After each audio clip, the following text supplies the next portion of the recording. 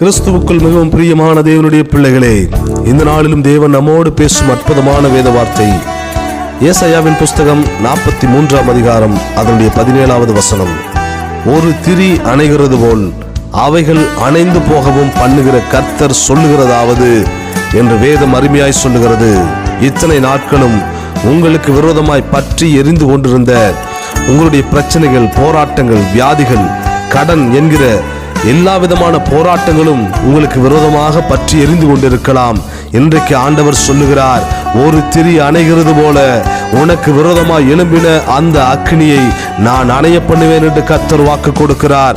உனக்கு விரோதமாக எழும்பின எல்லா விதமான போராட்டங்களும் அணைந்து ஒரு விடுதலையை உன்னுடைய வாழ்க்கையிலே தரும்படியாய் கர்த்தர் இன்றைக்கு இதை கேட்டுக்கொண்டிருக்கிற உங்கள் ஒவ்வொருவரோடு பேசிக் கொண்டிருக்கிறார். உங்கள் பிரச்சனைகள் இன்றோடு முடிந்தது, உன் சுகவாழ்வு துளிர்த்தது என்று சொல்லி கர்த்தர் வாக்கு கொடுக்கிறார்.